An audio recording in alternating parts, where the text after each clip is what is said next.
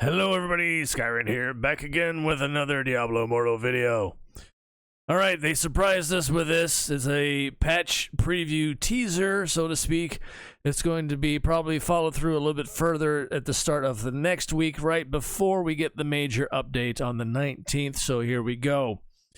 Continuing on with the story quest line here, of course, with Albrecht and the Charvel Wilds and so on and so forth. We know that's on the way. There's a video clip that they did. It's a little cringy, of course, per usual from these guys. But if you want to watch it, I'll link that in the description or the pinned comments section down below. You can check it out for yourselves if you haven't already. This should, yeah. Okay, moving on. Let's go ahead. Keep going. There is the main quest. Like I said, Prince of Freedom is what it's called. We're already getting the every couple of day little paltry rewards sent our way just by logging into the game before this, so that's what's going on currently for it. But then we have this here. They're adding party duels, PvP party duels. You can activate these by clicking on somebody and challenging them. They have a challenge button. You can group together with, of course, the most favored classes in the game right now, and your friends, of course, and more than likely whales. This will be an absolute whale fest, but nonetheless, here you go. This is going to be put in. Now, here's the thing that I found interesting. This little comment they made here.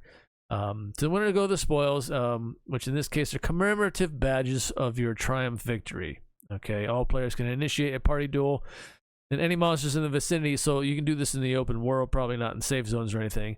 But any monsters in the vicinity of your duel will be excluded from the conflict. So however it happens, it puts you into like a set instance, so to speak, when they happen. But this is the most interesting line right here. Party duels were created as a flexible, barrier-free PvP. So that means, of course, no strife, no nothing, like Rite of Exile, Vigil Blades, that kind of thing. Barrier-free PvP, offering that can be engaged with on your terms. So that means what? Everything we've had up to this point has been on our terms? Probably not. This would kind of remove in a small 4v4 format the class distribution disparity that we have in Battlegrounds that has been since the launch of the game. That definitely needs addressed. This is a sort of an odd offset way of doing that with this, but of course we don't get anything for it as far as like leaderboards, points, and that kind of thing. So yeah, hopefully they'll take this and be like, yeah, we need to fix how Battlegrounds are operating right now, because a lot of matches are determined purely upon class composition now. And that's why the new, well, not the new, but the old PvP terminology, comp win, comp loss, is definitely more of a thing than it ever was. And it's just gotten excessively worse. Hopefully they'll do something soon to address that, because you can pretty much dictate what's going to happen just by looking at who's got what on each side. Yeah. Anyway, we know how that's been going for quite some time now. It's the worst situation that it has ever been in right now. That's all I'll say further on that one. All right, so we're getting new Helicory bosses, of course, as you can see here. They're going to be very Charvel Wilds based. We're getting Inferno 7, 8, and 9, by the way, with these as well. They're sticking with the Inferno theme. I thought they might have called it something different by now, but no, we're staying in the Inferno difficulties for whatever reason. We get 9 of them. We only get 3 Hell difficulties. We get 1 normal difficulty now, and 9 Inferno difficulties. So who knows what the future may bring in that afterwards, but anyway. All right, here's the name of them. I'm not going to go into too much more detail, but here's the name and the graphic. Thorn Crown, the Crooked Bow, and the Abyss Lurker. For whatever reason, that didn't get highlighted. The Abyss Lurker. So there you go. Looks like kind of a mishmash between a Marlboro from Final Fantasy and, yeah. Anyway. So that will be added. Yeah, it says right there. Inferno difficulties 7, 8, and 9. Right. Okay. Ancient legendary items. This one's a big one. This one's massive, actually. Ancient legendary items, and they're only helmets right now. So take that for what you will, both good and bad. These ones, they say, can be gathered from... Oh, these ones have 4 attributes and 4 affixes. These are huge. So they basically have all our stats on one piece. That would be intelligence or strength, and then fortitude, vitality, willpower, and yeah, I had to run that back. Fortitude, willpower, vitality, and then of course intelligence or strength. So there you go. There's the 4 attributes, and then the 4 affixes can be earned as a drop. It says here, or crafted at the blacksmith in Inferno difficulty 7 and higher. Now here's the kicker to all of this. All affixes on ancient legendary items are predetermined. So these are pretty much set, with one new affix being unique to each item. So there'll be only one affix on this specific helmet that you are after or going for. This is kind of going back to creating a little bit more build diversity and a little bit more individuality. Hopefully, fingers crossed on this. So this is what I'm looking forward to the most when it comes to how they're going with gear finally. I know they've been trying to pigeonhole us into having just 2 builds or so per class at best as the meta, so that they can program their bots in PvP, and that's what they want, and that's what they did do in a lot of ways already, if you didn't notice this past season. At the start of it with the bot matches, that's what they want. Yeah, but hopefully they're opening this up a little bit further so that we can actually make these our own, and be a little bit more individualized again, because boy, it sucks when you're just seeing the same group of builds out there, and it's like, well, there's this counter to this one, and this is what everybody's running now, so have at it, and that kind of thing. It gets old after a while. Anyway, now this one for crafting wise though, ancient legendary items can be acquired as a drop from the following activities. So you can get them as a legendary drop from Heliquary Gauntlet, Vanguard, Terror Rifts, Oblivion Pillars, and Hellslayer Bounties. Oh, so they are actually very specific on how they drop.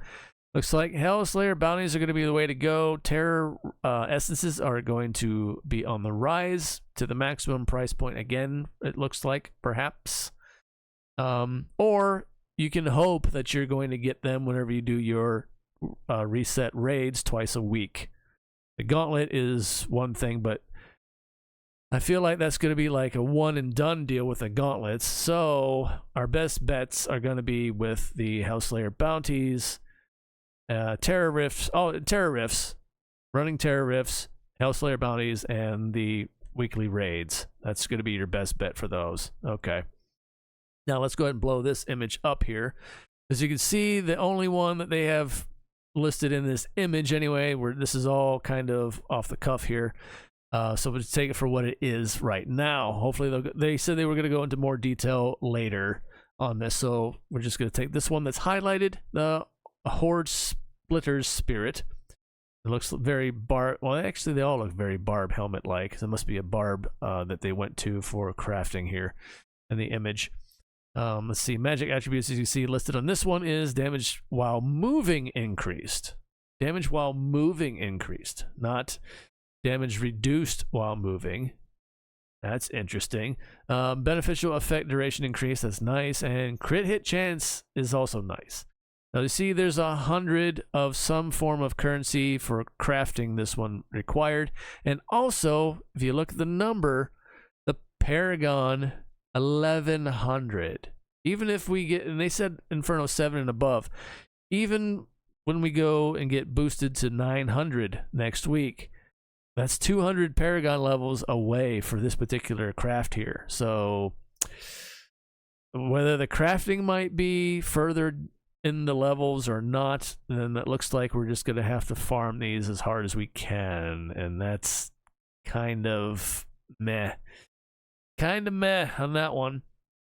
But yeah, anyway, and let's see. To craft these helmets, you need to acquire 100 of a new resource called Ancient Artifacts. So we get yet another currency that we're going to have to farm up again. The crafting essences, like the ores and everything, was already bad enough, but now we have yet another one. And visit a blacksmith. This resource can be acquired from the following sources: raids, dungeons, battle pass, daily chest. So kind of like the Moonlight Flora that we get in the daily battle chest, this is what's going to be in there. Hopefully they're not going to just give us a little paltry amount, but I have a feeling they will. Once we acquire these, new legendary items will not only boost your combat rating significantly, well, because they have 4 affixes, 4 stats on them, they're going to give us the highest combat rating potential possible at the time that we acquire them at the whatever Paragon level we are. Of course, that's going to incrementally climb when you get yet another one, so we have to refarm it all up all over again. Hopefully these will last a long time before we need to swap these out, mind you, but still. But the affixes they provide create new directions to take your build in. This is what I was talking about and what I'd like to see, and hopefully we will see this. So yeah, now we have a set item event here. This one is, I'll say it right now, this needs to be permanent. This needs to be a permanent fixture in the game. No joke, they need to just leave this in. We have far too much, obviously, in the table to have to do in the game. They need to just allow us to have this and be done with it permanently, because this is only running from June 19th to August 25th. This is an increased drop rate on a specific set that you want when running dungeons. But, I mean, it still has to be within the realm of what dungeons they drop in. You can't just do a random dungeon. You can't select, like, oh, I want this set piece that never dropped in here before, but this is the one I'm after. I'll just run randoms. No, you have to select the dungeons that they normally drop in, but you can increase the rate of which you can get that specific one here. And, but yeah. So that's what that is all about. Now, if you run one and you don't get it, you get a 22% increased chance on your next run. You run 2 dungeons, you still didn't get it, you get 33%. You run 3 dungeons, 50%. You run 4 dungeons, 100% chance on your next run. So basically in the 5th run is when you'll definitely get it for sure. But hopefully with those percentages, we should see them a lot faster. But of course, the stats are still going to be all over the place on them, and you'll never get the stats that you want. So yeah, just leave this in, devs. Just leave this in as a permanent thing. There's no reason it shouldn't be by now. Anyway, new legendary gems. Gems, plural. We're getting more than just a 5-star, which kind of surprised me in this. These are all at rank 10 stats. Here is of course, the blood flow that we've already discussed. Blow this one up here. Critical hits cause you to enter a blood rage for 6 seconds, increasing your damage done by 20% and your critical hit damage by 40%. Okay, now remember, PvP, it's going to be strifed down to 1/3 of that. So keep that in mind, but still, it's nothing to, it's still pretty good. It's still pretty decent. And then, of course, causing enemies to bleed for an additional damage every second. Additionally, you gain increased crit hit chance for each bleed on nearby enemies. So if you hit an AoE with this, AoE attack of some kind and tag a bunch of targets, you will get your critical chance increased up to a maximum of 4 times. And the standard quo, 20-second cooldown. All right, so there's that one. Now, this kind of surprised me. We're getting a 2-star. 2-star Stubborn Oracle. When you are attacked, a divine Aegis forms before you, increasing your block chance against enemies in front of you. So it won't do you any good in the back. It's just going to be in front of you, apparently. So yeah, you're going to get like this weird shield buff. This one, but it also says, and reducing the duration of loss of control effects. Reducing the duration of them. So I can see pluses and minuses to this one, of course, and of course 20-second cooldown on it. So there's that too to consider. 2-star, and we get a 1-star. This one's very, very odd. Using a skill increases your skill damage done, stacking up to 10 times. Skill cooldown is also reduced, but if you look at this image a little closer, using a skill increases your skill damage by 2.4%. This is rank 10 for 2 seconds, stacking up to 10 times. So you have to use a bunch of skills in a 2-second window to get that to go up to anywhere remotely close to 10 times. And then the skill cooldown reduced by 2%. Yeah, I don't know what to make of this one. I really don't. It's a little odd, honestly. But there's the 1-star.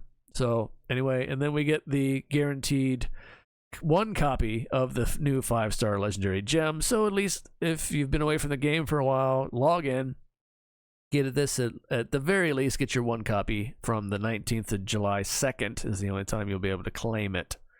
Okay, and then more details to come, of course. So there we go. Oh, and before I end here, before I forget again, because, well, you don't know this, but I did record this already, and I had to go back through and do it again. In this video, and I'm going to cover it real quick. In this video here, they mentioned a new set piece that's going to be very much lightning based. Okay, so as far as the wizard goes, I'm very happy about that. And of course, if it enhances the shock damage that we already have, then I'm all for it. Looking forward to that one. But yeah, so that's what the one thing they mentioned in the video that I almost forgot was we're getting a new set piece of some kind, and it's lightning based. So there you go. That's pretty much it. That covers everything up to this point. Let me know what you think in the comments down below about everything discussed here. I wanted to put my thoughts on this one. And what are your thoughts, of course? And as always, everybody, stay safe out there in the real world. And far as always, take care of yourselves as best you can. One day at a time. It's all we can do. Until next time, see ya.